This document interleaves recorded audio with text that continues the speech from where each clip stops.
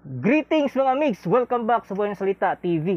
So ngayon pag-usapan natin ay ang karmic debt o yung utang na karma mo sa iyong past life. So kung sa last episode, last Sunday, ang pinag-usapan natin ay generational curse. So ito naman ay bakit ka naghihirap o bakit ka mahirap pa rin kahit anong pagpursigi mo. So maaring ang dahilan ay hindi generational curse kundi karmic debt. So kung bago ka pa lang sa channel na ito, please tulungan nyo kung bago aking YouTube channel. Please paki-subscribe po, paki-like ng video. Don't forget to hit the notification bell para updated kayo sa ating mga future topics. So wag natin patagalin, magpatuloy na tayo.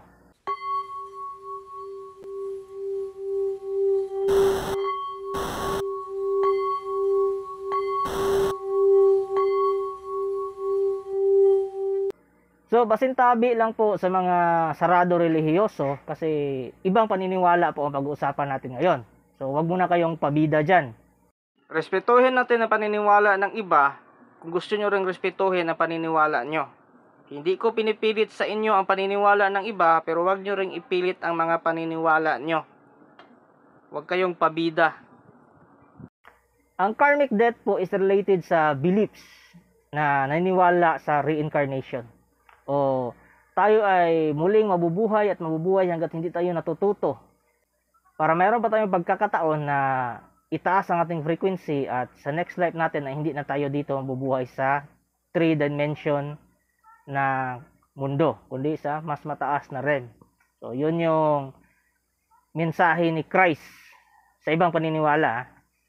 Iba naman kasi yung sa relihiyon ngayon kasi gusto na worship ng worship, worship ng worship, pray ng pray, ganon. Tapos mga impokrito naman, mga kagwang. So ang una nating example na tatalakayin ay yung sa libro ni Sir Jaime Licauco. So sa mga hindi nakakilala sa kanya, so siya po ay kilala sa Pilipinas when it comes to psychic research, ganon. So yung mga nagpapanggap dyan ng mga psychic kuno sila, mga may third eye kuno, pero hindi kilala si Jaime Licauco, wala yun, mga bogus yun. And then isa pa sa mga kilala with regards to paranormal research and psychism ay si Mr. Tony Perez. Pero sa ibang video natin pag-usapan yung mga nagawa niya.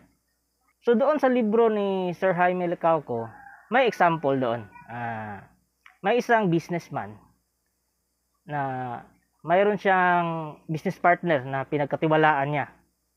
Tapos lahat ng pera niya tinakbo o ninakaw ng business partner na yon. Siyempre, unang reaction dyan, galit na galit ka. Tapos frustrated. And then there was a time na mayroon silang na-meet na isang Hindu guru.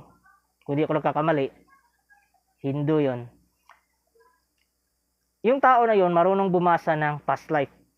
Yung businessman po at yung guru, hindi sila magkakilala.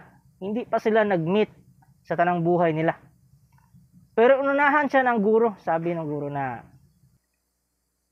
yung pagnakaw sa'yo ng pera ay bayad mo yon sa utang mo sa nakaraang buhay mo.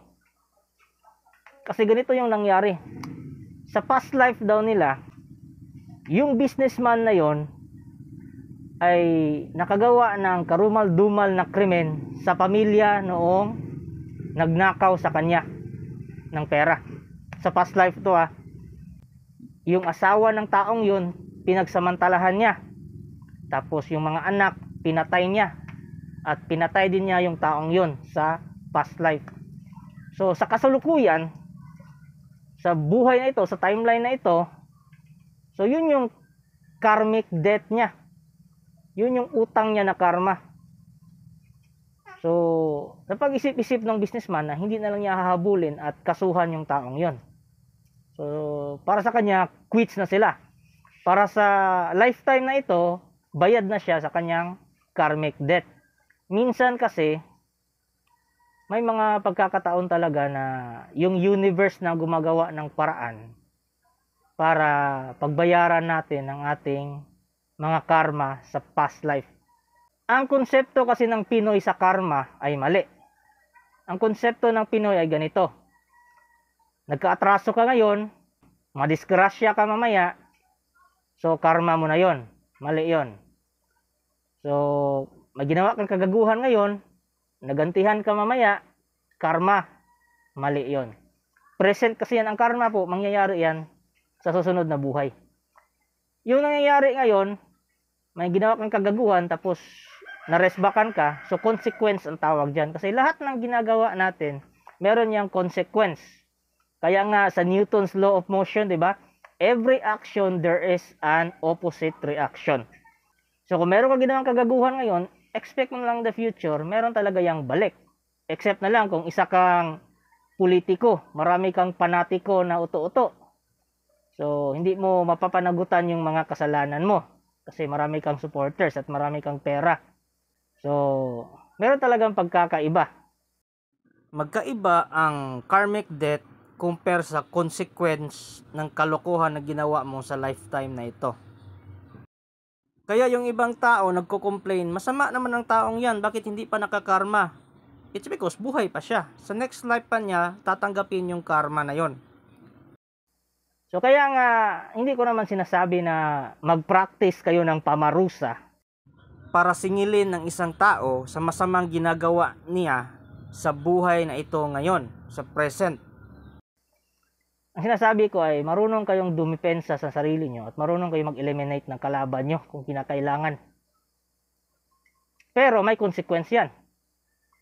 Sa susunod na lifetime, may tatanggapin kayong karma. Ito pa, ito. Sa ibang kwento na naman to, nangyari ito sa totoong buhay. So isa pong French psychic researcher ang nagbahagi nito. So, meron isang tao na trabaho siya ng trabaho, negosyo siya ng negosyo, pero hindi siya umaasenso. So lumapit siya sa guro, na Hindu guro. Yun pa rin yung nasa kwento ni Jaime Licauco. Pero hindi si Jaime Licauco ang nagkwento nito, iba namang researcher. So pumunta yung tao na yon sa guro na yon. So parang nagpasubay siya o parang nagpatawas, gano'n, nagpa-tracing. Kasi hinala niya, nasumpa siya, kaya hindi siya umaasenso. Pero yun pala, na-discover nung guro na yun kasi marunong siya magbasa ng past life. Sabi niya, sa past life mo, marami kang nilokong tao. Kinuhaanan mo sila ng pera. Tapos wala kang binalik sa kanila. So parang scamming, di ba? Parang gano'n, parang pyramiding, gano'n. Hindi natin alam kung ano yung eksaktong ginawa ng taong yun.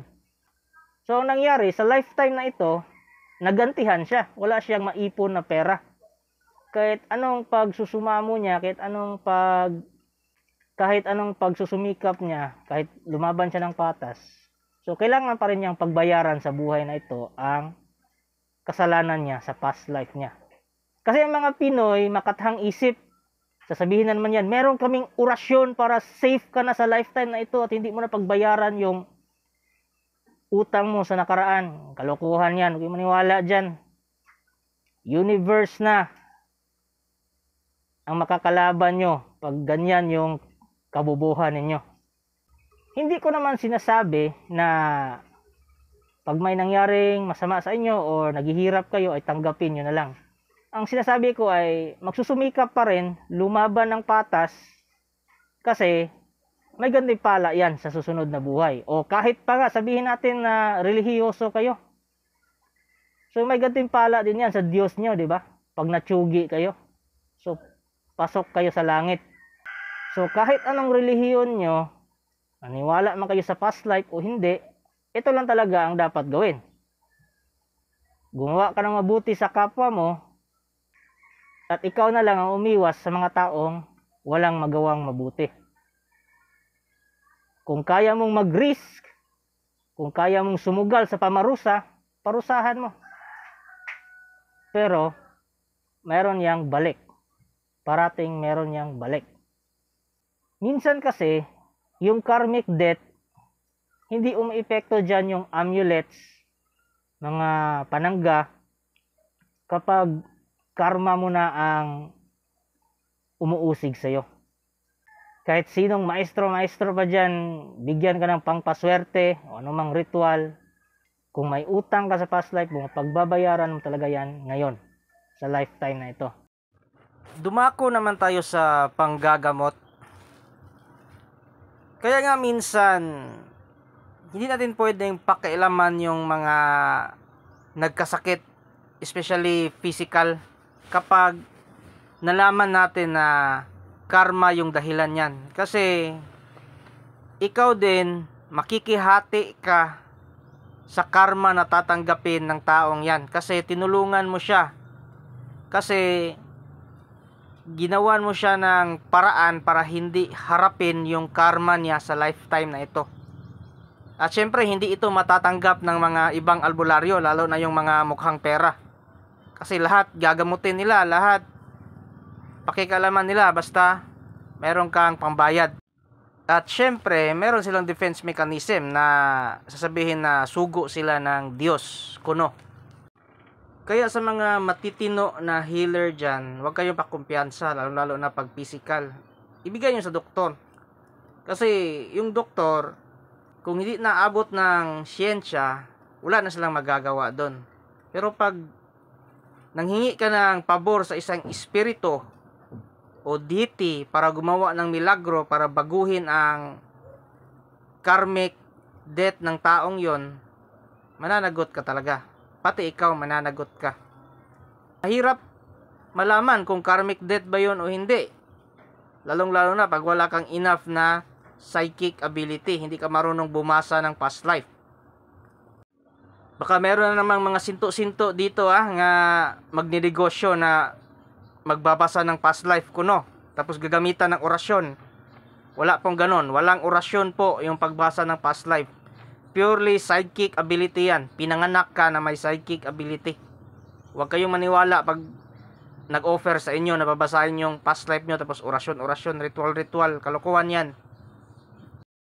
Ang problema lang sa Pinoy, hindi marunong tumanggap sa katotohanan. Mahilig sa kataang isip. So, gagawa nila yan ng coping mechanism, defense mechanism. Gagawa sila ng ibang kwento para hindi nila tanggapin yung katotohanan na yon. So, yan yung mga gawain ng mga bobo. Kasi, habang ginagawa nila yon, yung mga defense mechanism na yon, mga coping mechanism na yon, mas lalo nilang dinadagdagan yung karmic debt nila. Minsan kasi, kailangan nating harapin yung mga pagsubok natin. Karmic debt na yan o hindi, harapin natin na base lamang sa ating kakayahan. Na walang cheating o paggamit ng mga mahika. So, mas lalong hindi sila mag-a-ascend into higher vibration. Hindi sila makakapasok sa mas mataas na life force o REM, kung saan nabilong yung mga matataas na uri ng life form or spirits. So mga migs, yan lang muna sa ngayon. I hope nagustuhan yung video ito, and kung meron kayong gustong pag-usapan natin sa next Sunday, i-comment nyo lang dyan sa comment section. Yun lang po. Kita-kits sa next topic. Thank you.